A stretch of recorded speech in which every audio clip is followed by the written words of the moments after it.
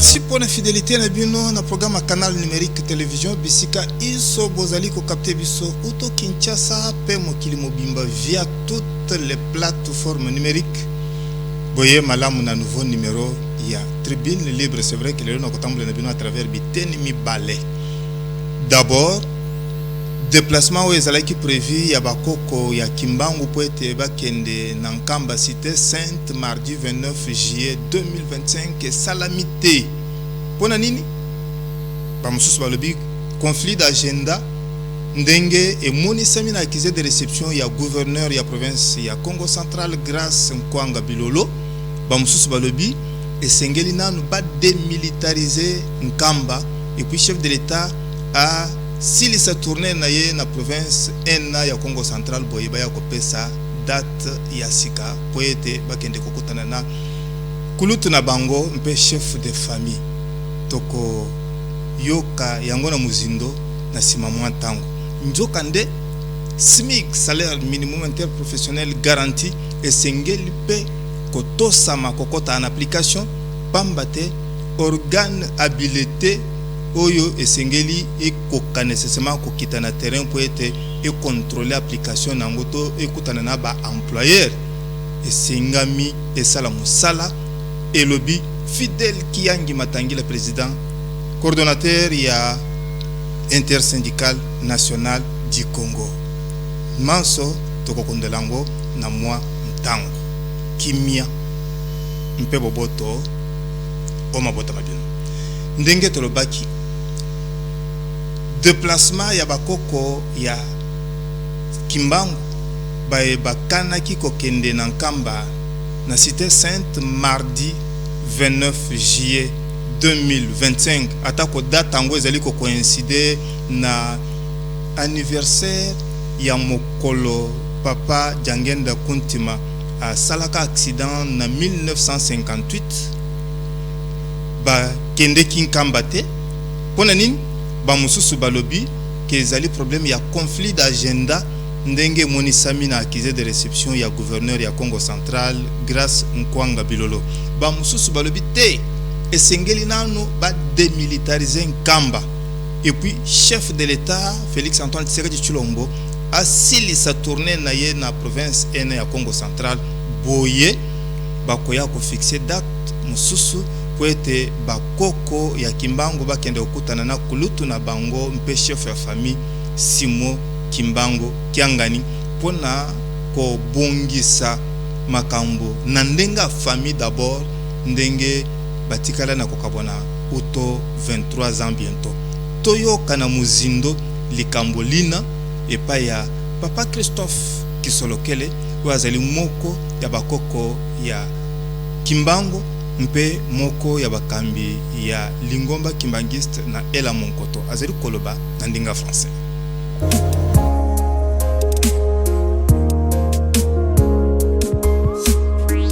Papa Christophe Kisolokele, vous êtes un des petits-fils de Simon Kimbangu.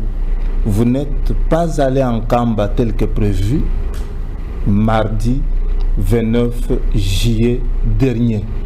Malgré l'appel de paix que vous avez lancé, soit vous, soit votre frère Arma Jangenda, il y a toujours des polémiques à la cité. Qu'est-ce qui est à la base de ce faux pas de ce voyage d'Nkamba? Merci Mouta François. Ce n'est pas un secret. Nous avons programmé un voyage, nous l'avons préparé. Et nous avons mis tout ce qu'il fallait, nous avons prévenu tout le monde, que ce soit les autorités étatiques, que ce soit l'autorité spirituelle, qui est Papa Simon Kimankianga Nkamba. Nous lui avons prévenu, nous avons prévenu tout le monde que voilà la démarche qu'on va faire. Nous venons le 29 pour rencontrer notre frère, parler en famille, parler en famille et rentrer à Kinshasa, mais au moins établir un lien pour que dans le futur, nos relations en famille puissent redevenir comme elles étaient avant.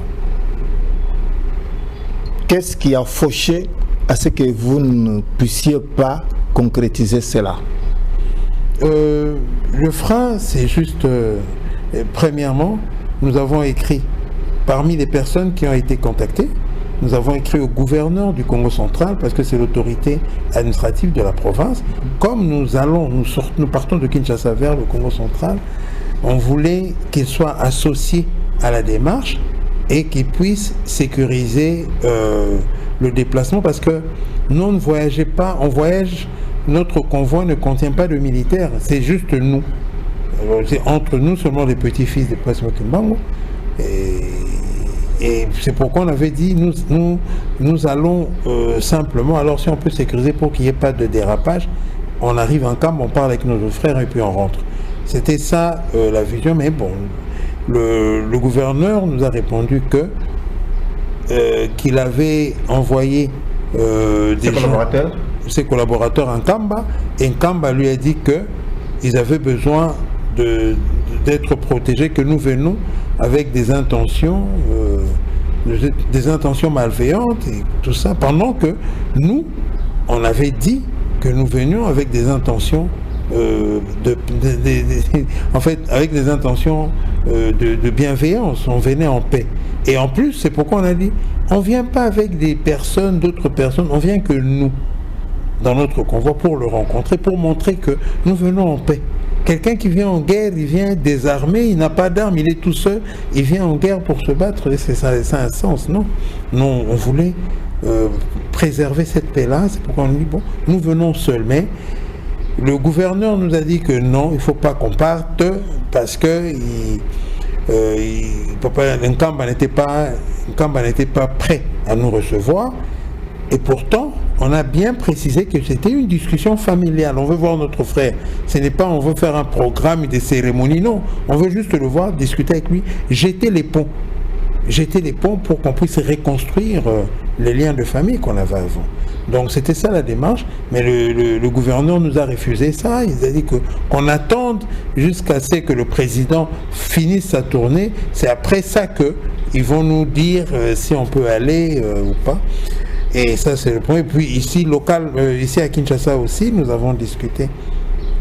Nous avons parlé avec certaines personnes qui nous ont dit non, il faut pas aller maintenant. Il faut qu'on essaie de démilitariser Nkamba, comme ils l'ont dit. J'ai dit, est-ce que Nkamba est militarisé? Ils ont dit oui, Nkamba est militarisé. Alors il faut démilitariser Nkamba pour que vous alliez là-bas en paix. Donc, pour qu'on aille en paix, il fallait que l'État démilitarise Nkamba. Bon, nous sommes aussi des adeptes du respect de l'autorité.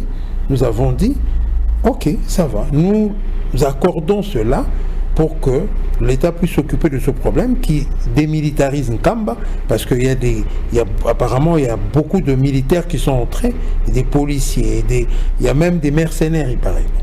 Tout ça, on dit ok, on obéit à l'État, que l'État assainisse Nkamba, comme ça qu'on nous donne l'opportunité d'aller parler en famille.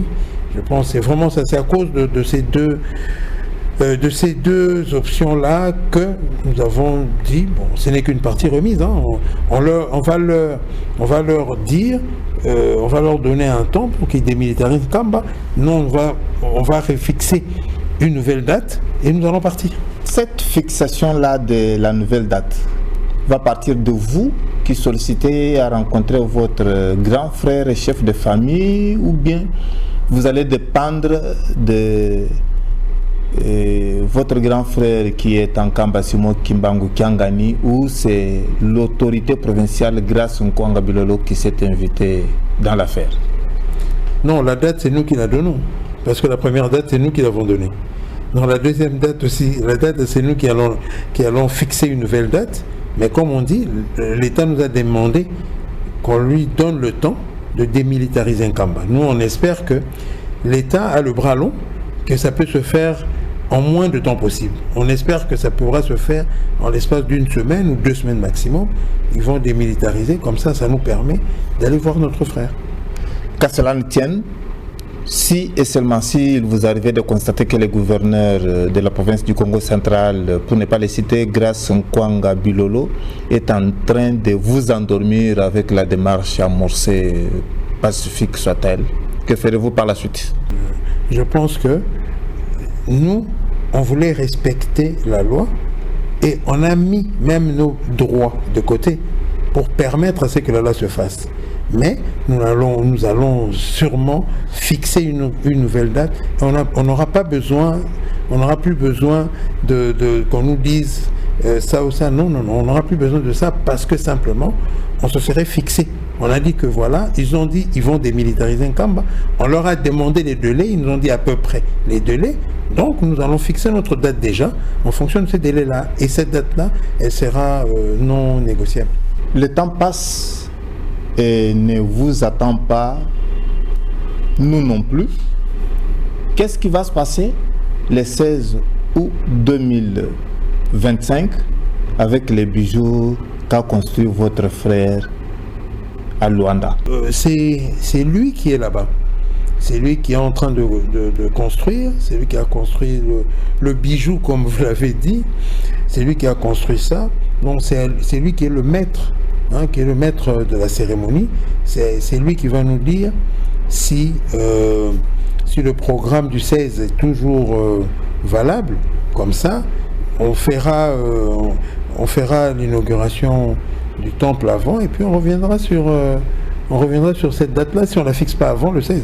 On fera l'inauguration de cette grande église sans que vous n'ayez donné le modèle à ceux qui vous observent pour vous embrasser les uns les autres avec votre grand frère et chef de famille, Simon Kimbangu Kiangani, qui pourra couper le ruban symbolique. Je pense que si nous sommes là, si vous êtes en train de nous poser des questions, c'est parce que vous nous demandez qu'est-ce qui va se passer, après quoi? Après que nous ayons une énième fois essayé d'entrer en contact avec notre frère. Donc c'est pas nous le problème. Nous sommes prêts à aller discuter avec Papa Simon n'importe où, n'importe quand, nous sommes prêts. Maintenant, le problème c'est que on nous empêche de le faire. D'abord, on a évoqué les raisons fallacieuses, je dis bien fallacieuses, de l'Église. Ils disent que c'est l'Église qui veut pas et tout. On est sorti même du contexte de l'église. On dit, non, on ne veut pas voir Papa Simon dans un contexte d'église. On ne veut même pas aller à l'église, on ne veut même pas aller prier en Nkamba. On veut juste parler avec lui pour remettre en perspective les choses que nous ont dites, nous ont confiées nos pères. On nous dit dans notre culture que tu as beau prendre les biens que un défunt a laissé, ou à la limite manger sa nourriture, mais il ne faut pas lui enlever ses mots. Dans la culture Congo, les mots sont importants, il y a une incidence dans nos vies. Et nous, on veut juste respecter les mots, les phrases, les recommandations que nos parents nous ont fait. Si ce n'est pas un secret du tout, qu'est-ce qui fait peur en Nkamba, finalement, dans ce dossier qui a duré plus de 23 ans? Qu'est-ce qui fait peur en Nkamba? Pour moi, je pense que c'est un fonctionnement. Quand on nous a laissés, quand notre dernier père est parti, Papa Dialungana Kiangani, quand il est parti en 2001, les recommandations qu'il nous avait laissées, c'était simple et clair. Et ce sont ces mêmes recommandations qui ont fait que Papa Simon soit le chef spirituel représentant légal. Et ces recommandations étaient, vous vous mettez ensemble collégialement et vous prenez une décision. Cette décision devient force de loi. Vous donnez, vous confiez cette décision à l'Éternel et vous la donnez aux anciens de l'Église pour qu'ils puissent porter ça à l'Église. Donc c'était ça la recommandation et c'est le même processus que nous avons fait pour présenter Papa Simon comme chef spirituel, représentant légal, suivi de ses frères qui forment un collège. Et ce collège-là, c'est ça qui fait peur aux gens. Pourquoi? Parce que Papa nous avait dit, Papa Dialunga, il nous a dit que une tête peut produire une décision, mais plusieurs têtes produisent la bonne décision. C'est ça la différence. Et nous, les gens là, les personnes qui aiment le désordre, qui travaillent dans le flou, et ils ne veulent pas de ça parce qu'ils savent que pour qu'une décision sorte, elle sera mûrie. Elle sera mûrie par plusieurs personnes Et quand la conclusion viendra, Papa Simon va annoncer quelque chose, ça veut dire que cette décision-là aurait été nourrie par plusieurs personnes, par plusieurs esprits, et ça aura une force, comme nos parents nous l'ont dit. Et c'est ça qui bloque, parce que eux, il y a des gens qui ne veulent pas que ça soit collégialement, que les réflexions se fassent. Eux, ils veulent une seule personne, et ce n'est même pas Papa Simon, c'est Papa Zako qui décide dans l'église aujourd'hui. C'est pas Papa Simon, c'est Papa Zako qui décide. Donc, partant de là, c'est lui, Papa Zako, et le système qu'il a mis en place, c'est eux qui empêchent que nous puissions nous retrouver avec nos frères. Il détruit la famille, pareil. Donc c'est à lui qu'incombe toute cette tâche-là, cette responsabilité. Au jour d'aujourd'hui, les statuts de l'Église que vos pères vous aviez légués sont tels que c'était auprès des conservateurs, ou bien il y a eu certaines modifications? Vous savez, quand Papa Diangenda Kuntima, en fait, quand Papa Kisolokel est parti, Papa Diangenda Kuntima était vivant et les statuts sont restés pareils. Quand Papa Diangenda est parti, c'est à ce moment-là, Papa Dialungana qui est resté, et c'est à ce moment-là qu'il a commencé à avoir des tribulations. Ils ont commencé à tenter de faire changer les statuts et ils ont fini par faire modifier les statuts.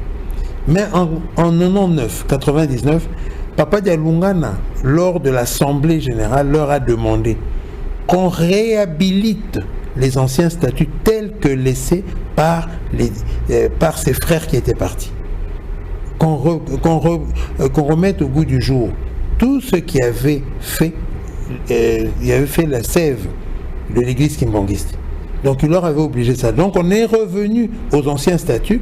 Il a même demandé que tous les ajouts soient retirés et que ce qu'on avait retiré soit remis. Donc Papa Dialungana avait réglé le problème en 99. Mais il est parti, il nous a quittés 2 ans plus tard, en 2001. Maintenant, en 2001, les statuts étaient restés, ce que Papa Dialungana avait laissé, mais quand les raisons, justement, ça fait partie des raisons pour lesquelles nous avons été pratiquement chassés de l'église. Les gens disent que nous sommes sortis de l'église, c'est faux. Ils nous ont chassés, on a été brutalisés, on a été menacés. Il y a même un de mes frères qui a failli se faire tuer à Lemba, Papa José, qui sur lequel on a failli le tuer, il a fui. Nous avons des lettres que l'église nous a écrites pour nous mettre dehors. Et pire encore, on parle du journal officiel. Mais ils ont même écrit pour qu'on puisse publier dans le journal officiel que nous ne sommes plus, les enfants de la famille Kisolokene et les enfants de la famille Diangenda ne sont plus kimbanguistes. Voilà les démarches qui ont été faites. Nous, à ce que je sache, c'est sûr que les statuts ont été modifiés parce qu'on n'était pas là justement. C'est pourquoi je dis que la force, la puissance de la parole de Papa Dialungana réside dans le fait que vous êtes ensemble, battez-vous ensemble, construisez ensemble, mourrez ensemble. Parce qu'il savait qu'en faisant ça, on allait protéger le bien nous légué par nos parents. De votre côté, vous puissiez avoir le boche de la rectification des erreurs pour extirper les ajouts. Et comme ça, si et seulement si ça s'est matérialisé à ce que vous puissiez embrasser votre grand frère et chef de famille, vous puissiez en débattre une fois pour toutes, ou bien vous voyez qu'il faut d'abord y arriver et faire d'une pierre deux coups? Moi, je pense que dans l'état actuel des choses, ça c'est mon point de vue, hein, je ne porte pas le point de vue de la famille, je ne suis pas le porte-parole de la famille. Mais à mon humble avis, moi je pense que la première rencontre, c'est des rencontres, c'est juste une rencontre informelle. On veut se voir, on veut juste se voir, enlever un peu les zones d'ombre autour de nous par rapport à nos relations, enlever toutes ces zones d'ombre et rétablir un lien, un pont, c'est tout. C'est pourquoi on ne veut pas mélanger l'église avec la famille. Parce que nous sommes en train de partir. Papa Simon, aujourd'hui, il a 74 ans. il a 74 ans. Moi, aujourd'hui, j'ai 59 ans. Dans quelques mois, j'aurai 60 ans. Et la toute dernière de notre famille, elle a 54 ans. Donc, on est plus jeune. On est en train de partir. Maintenant, c'est le legs. Qu'est-ce qu'on va léguer? Quel est l'héritage qu'on va laisser pour les générations futures?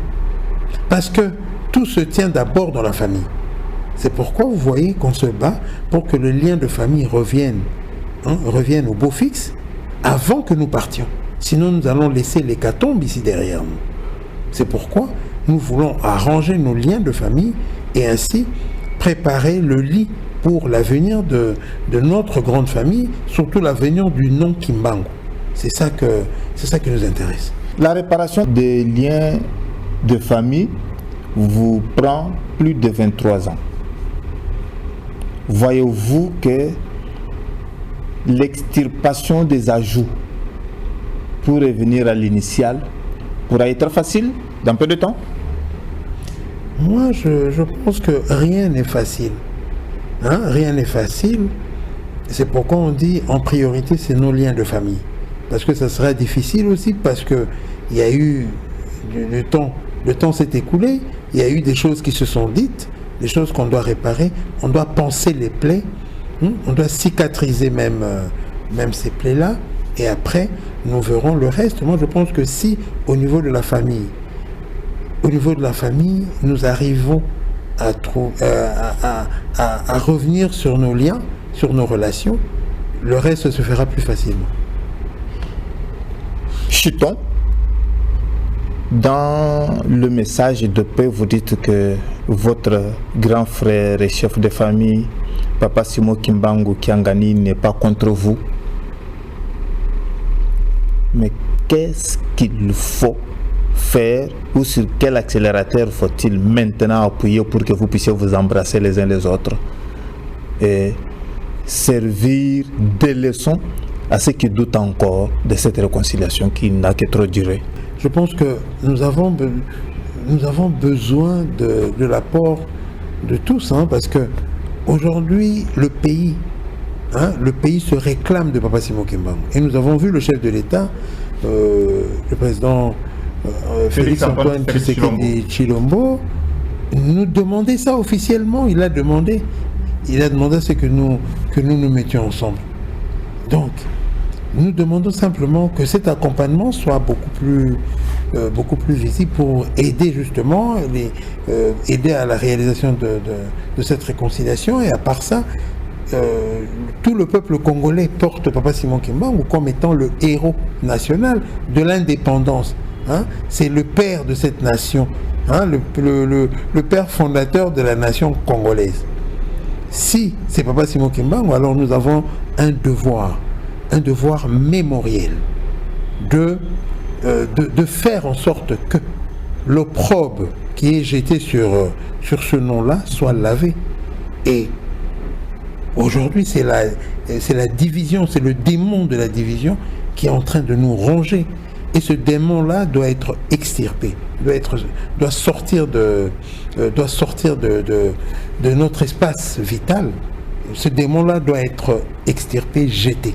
Et pour l'intérêt de tous, il faut que tous les Congolais, dans un élan de prière, d'accompagnement, de soutien, puissent appuyer cette démarche-là, qui n'est que salvatrice pour notre nation. Nous avons besoin aujourd'hui, nous avons besoin de ce qui nous unit, des modèles, des exemples qui nous mettent ensemble pour que ce pays reste un et indivisible. Nous avons besoin de ça, des exemples qui...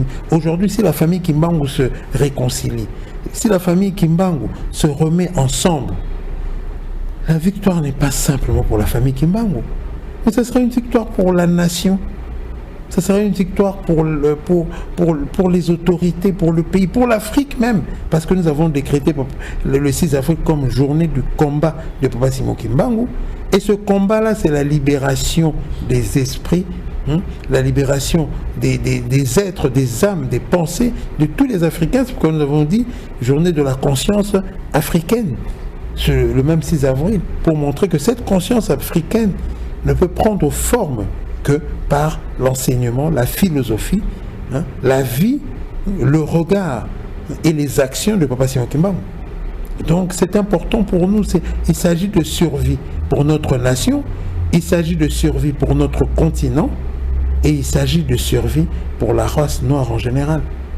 Quel message particulier vous pouvez lancer d'abord à ceux qui doutent de cette réconciliation ou qui tirent profit de la division, mais aussi aux autorités qui attendent encore à ce que ça prenne forme pour sa matérialisation?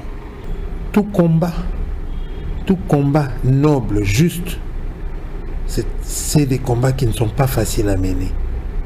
Et ce combat-là, c'est un combat de vie. Parce que 23 ans, c'est beaucoup. C'est toute une vie. C'est des combats de vie. Alors, nous sommes là pour perpétuer les enseignements, pour perpétuer l'idée, la philosophie du kimbanguisme. Donc, nous n'allons pas arrêter ce combat-là. On va se battre jusqu'à la fin pour que les choses redeviennent à la normale. Et la principale clé qui ouvre toutes les serrures, c'est la réconciliation de la famille Kimbangu. Le sang de Papa Simon Kimbangu mis ensemble, le reste des portes vont s'ouvrir automatiquement. C'est pourquoi nous n'arrêtons pas cette démarche, parce que c'est un combat noble. Ça peut être même un combat de toute une vie, mais nous sommes prêts à mener ce combat-là jusqu'à la fin pour que la famille Kimbangu retrouve ses lettres de noblesse. C'est donc.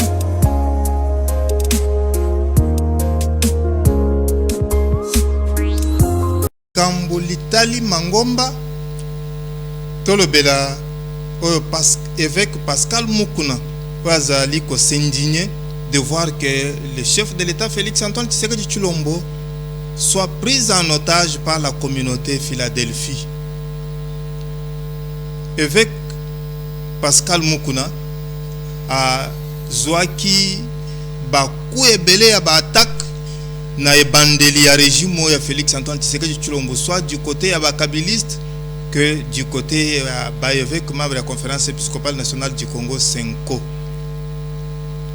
Pascal Mukuna azo sengete le premier des Congolais a ko réservé bango surprise yoko, mais toyebi que le panier circule encore.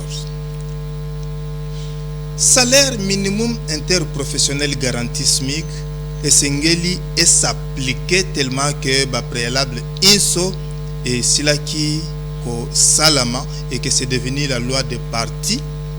Pambate organo ezali habilité et ko kitisa na terrain ba contrôleur du travail ba ko kende ko kutana na ba employeur oyo bazali ko résister encore pour ba tiangona misala. Et lobby Fidèle Kiangi Matangila, coordonnateur intersyndical national du Congo, oya uti kutu ko participer na masolo ya 113e conférence internationale du travail na Genève na Suisse. Azali pe kolobela likambu ya politique salariale mpe oya tali plan ya rajeunissement ya administration publique ya mboka Congo na Botindi na retraite 300 000 fonctionnaires de l'État. Tomoyoka azali koloba na ndinga français.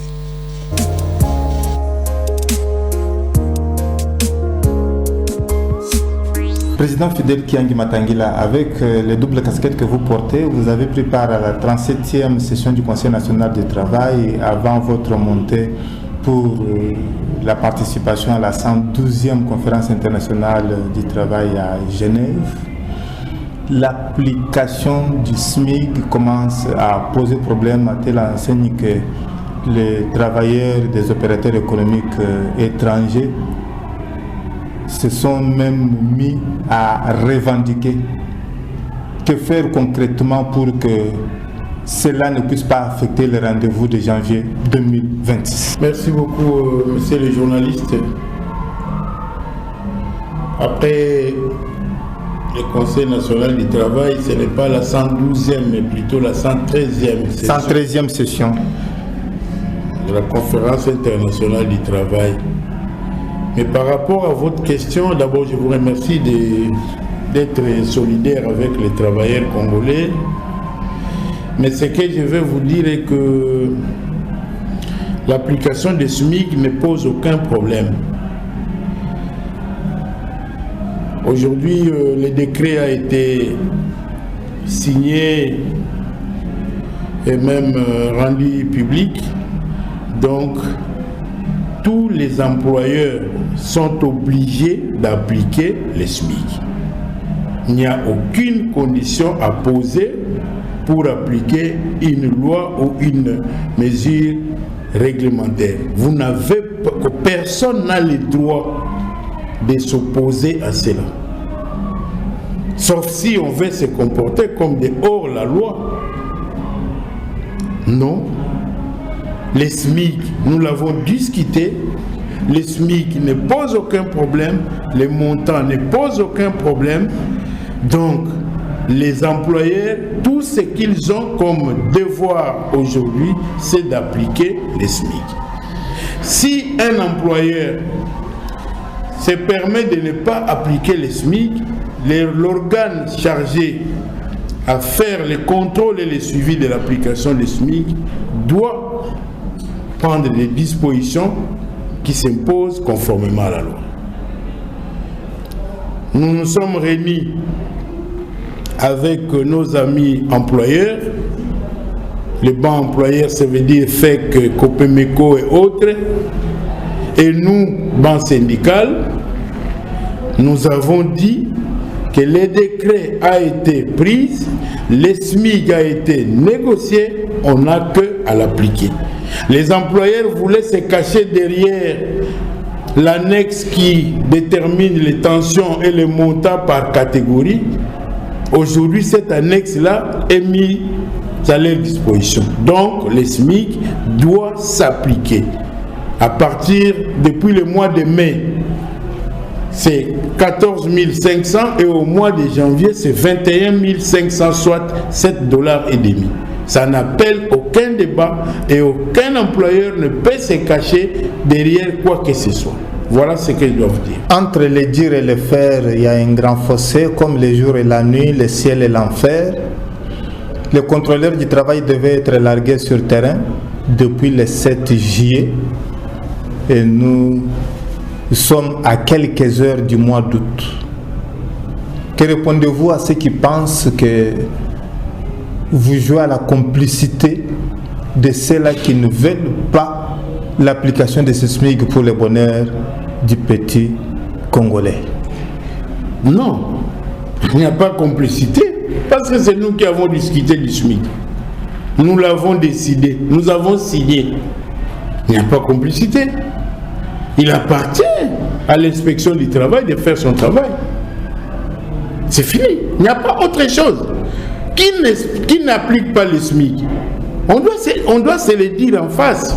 Le gouvernement congolais doit prendre ses responsabilités. Ce sont des entreprises de placement. Et ces sociétés, leurs responsables, leurs propriétaires, ce sont des gens de la FEC, des gens de Copemeco, des gens de l'ANEP. Là, c'est au gouvernement de prendre cette disposition, excusez-moi, pour que les SMIC s'appliquent. Ce n'est pas à nous, ce n'est pas nous qui faisons appliquer la loi. Ce n'est pas nous qui sommes contrôleurs de la loi. C'est l'inspection du travail. Et il appartient aussi à l'ONEM qui donne des cartes, non, qui attribue ces attributions, passez-moi les termes, aux sociétés de placement, de veiller à ce que les sociétés auxquelles il a donné ces attributions puissent respecter les lois congolaises. Ça, c'est l'ONEM.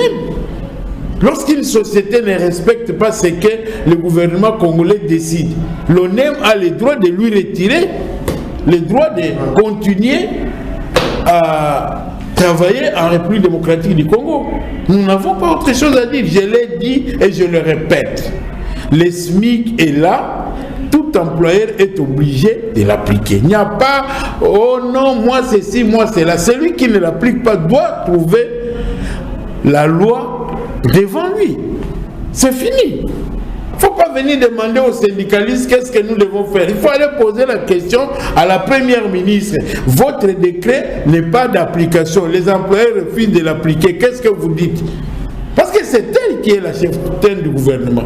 Ce n'est pas les syndicats. Les syndicats, nous avons discuté à trois. Gouvernement, employeur, travailleur, nous avons signé, c'est fini.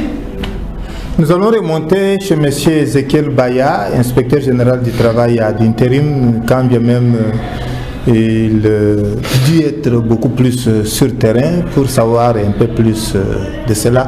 Juste à votre retour de la 113e session de la conférence internationale du travail à Genève en Suisse, vous avez pris part à la clôture des assises de la politique salariale.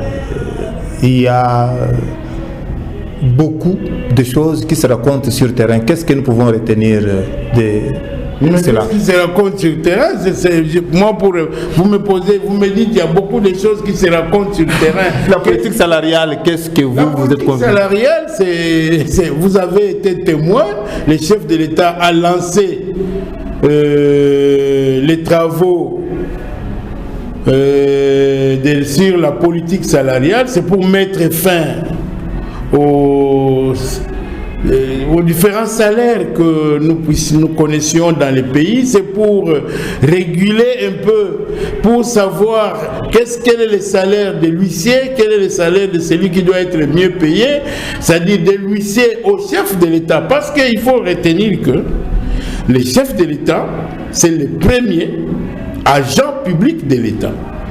Donc la politique salariale les concerne lui aussi. Si nous voulons réellement une politique salariale qui soit juste comme l'avait souhaité le chef de l'État. C'est tout le monde qui doit être payé selon cette politique salariale qu'on a mise en place. La politique salariale, je vais dire que on a fini la phase de préparation. On a fini, la politique salariale est rédigée. Maintenant, nous, banque syndicale, nous, INAP,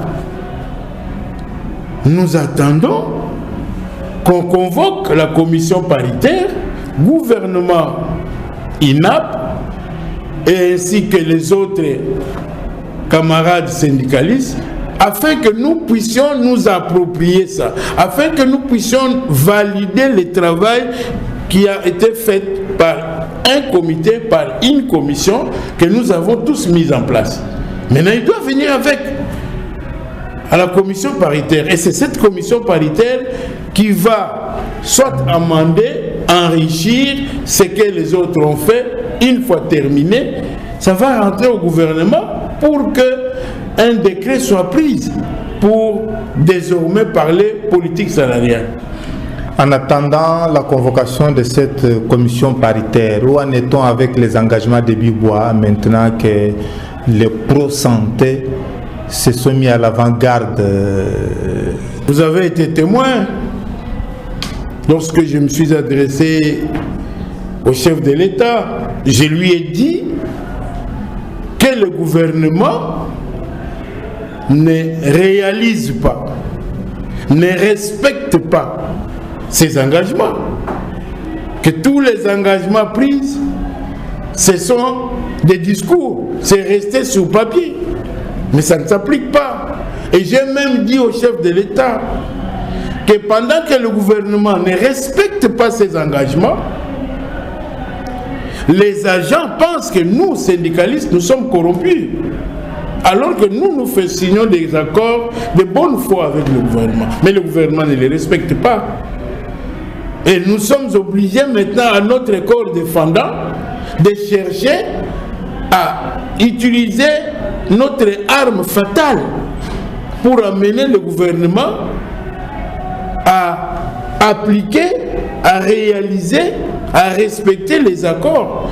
Mais nous sommes dans notre pays avec un front sur la sécurité du pays. L'Est du pays est entre les mains de ceux qui veulent faire souffrir les Congolais. Est-ce que nous devons, nous en interne ici, encore troubler l'eau? Qu'est-ce qui va se passer si nous, nous utilisons notre arme fatale face à la non-application des accords par le gouvernement. L'arme fatale dont je parle, vous la connaissez. La grève. Nous évitons qu'il y ait grève. Nous évitons de troubler la paix sociale dans cette partie où nous avons la quiétude pour ne pas renforcer ou apporter de l'eau au moulin de ceux qui sont en train de faire souffrir le peuple congolais à l'Est. Alors qu'adviendra-t-il au cas où le reste du secteur de la vie congolaise ou de l'administration publique congolaise emboîtait les pas de la logique des professionnels de la santé? Nous allons veiller à ce que cela n'arrive pas. Nous n'avons que le Congo comme pays. Nous ne devons pas tous penser que c'est par la voie de grève que les problèmes peuvent se régler. Non. Nous pouvons bien résoudre les problèmes par d'autres voies, par les dialogues, par des concertations. Je pense que le gouvernement nous a promis il y a une semaine ou 2 semaines passées, par la voix du vice-premier ministre et ministre de la fonction publique, que très bientôt nous allons nous retrouver pour faire l'évaluation des engagements non tenus et voir la possibilité de faire quelque chose et que cela sera fait. Si ce n'est pas fait, à notre corps défendant, nous nous verrons obligés. Et là, le gouvernement sera tenu pour seul responsable de ce qui va advenir. Nous ne pouvons rien faire. Nous savons que les malins, les méchants chercheront à nous attribuer telle ou telle autre appartenance, mais maintenant là, nous l'avons dit au chef de l'État, nous n'appartenons que à la République démocratique du Congo. Nous recherchons le bien-être des agents et fonctionnaires de l'État congolais. Et qu'ils ont les droits, comme tout autre travailleur, député, ministre, sénateur, directeur général des entreprises, les membres des conseils d'administration, ils sont payés régulièrement. Il n'y a aucune raison pour que là où les uns ont 20 000, 30 000, qu'il y ait des gens qui ne demandent que 500 000 francs congolais. Parce que quand je parle de 30 000 dollars, 20 000 dollars, 15 000 dollars, mais ceux qui ne demandent que 500 000 francs congolais, ceux qui ne demandent qu'un ajout de 50 000 francs congolais promis par le gouvernement, ceux qui ne demandent que 130 dollars payables au taux budgétaire, pourquoi vous devez les créer des problèmes? Pourquoi? Le chef de l'État parle de la justice sociale, donc nous tous, nous devons être dans cet élan-là. Voilà ce que je peux vous dire, camarades ou chers amis de la presse. Le plan de rajeunissement de la fonction publique avec la mise à la retraite de 300 000 agents pose encore problème, surtout que certains retraités continuent à crier haut et fort sur le non-respect de leurs droits et avantages. Que faire? Non. Les plans de rajeunissement avec la mise à la retraite. La mise à la retraite, ce n'est pas un secret. La mise à la retraite ne peut se réaliser que si le gouvernement met à la disposition de la fonction publique l'argent pour payer ceux qui doivent aller à la retraite. Si on ne met pas à la disposition de la fonction publique ou du ministre ayant la fonction publique dans ses attributions l'argent pour que les indemnités de sortie soient payées et qu'ils aillent à la retraite, le ministre de la fonction publique ne va pas inventer la roue, ne va pas créer la monnaie. Pour qu'il y ait rajeunissement, il faut qu'il y ait mise à la retraite. Il ne peut pas y avoir l'un sans l'autre, impossible. C'est impossible. Par rapport, non. S'il y a des agents qui ont été mis à la retraite, mais qui ne sont pas payés, qui ne sont pas pris en charge par la SENSAP, mais qu'ils viennent à l'INAP. Qu'ils viennent à l'INAP. Je sais qu'il existe un problème. Ça, je le sais. Avec les secrétaires généraux émérites et les secrétaires généraux honoraires par rapport à leur paiement, ça je sais. Mais quel est le problème? Ce n'est pas la SENSAP qui est fautif dans ces cas-là. C'est la loi. Le statut des agents de carrière des services publics a prévu comment payer un secrétaire général émérite. Et aussi, ceux qui sont des secrétaires généraux honoraires ne peuvent pas chaque fois se comparer aux émérites. Parce que pour les émérites, le mode de calcul de leur pension de retraite est prévu dans la loi. Mais pour les autres catégories, nous nous référons aux conventions de l'OIT. Parce que le problème, c'est la faiblesse du salaire. C'est ça le vrai problème. Et même pour les secrétaires généraux émérites, si dans la loi il n'y avait pas le mode de calcul, ils allaient être comme tout le monde. Déjà, les secrétaires généraux honoraires doivent se réjouir. Le fait qu'on leur paye 704 000 francs congolais chaque mois, alors que ce n'est pas prévu dans la loi. Ça, ce sont des accords, des aménagements que nous avons trouvés. Sinon, ils auraient... on allait leur calculer la pension de retraite comme tous les autres agents. Si elles disent que pourquoi ils ont 700 000, ils devraient avoir comme 1 200 000, 1 300 000 ou 1 500 000 pour se rapprocher aux émérites. Mais que diront les directeurs? Que diront les directeurs? Que diront les chefs de division? Mais maintenant, nous devons nous interroger combien nous cotisons. Combien je cotise? Parce que pour que vous soyez pris en charge après la mise à la retraite avec des montants importants, ça dépend de ce que vous cotisez mensuellement. C'est ça le vrai problème. Si aujourd'hui, les secrétaires généraux qui sont là en fonction, qu'est-ce qu'ils ont?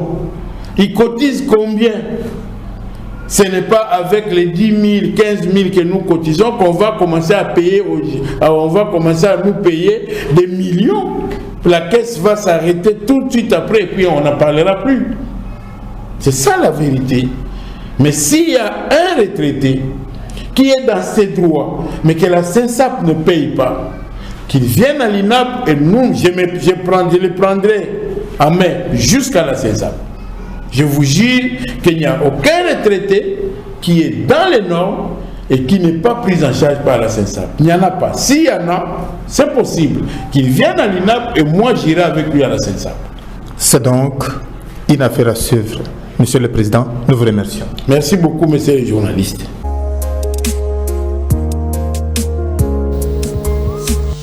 Etikali nanga obe kotonda bino botondi me keba bino baye bozali kosala bisala sala ko bossa na confiance ba pesi bino na parcelle de pouvoir bozana yango bosala keba pambate train ya tolérance zéro nouvelle formule ezali na nzela ko banda na ba collaborateur ya mokambi mboka, c'est-à-dire présidence de la République kino ba garde de morgue na kombo ya Daniel Chisungu, Georges Nkongolo, Fira Ndongala, Richard Ndambu, Guillaume Mubenga, mingi bino ba yebozeli ko tambola na bendela ntomba Kongo na mitema na bino, François Mukanda atondi bino tokutani mbalasi.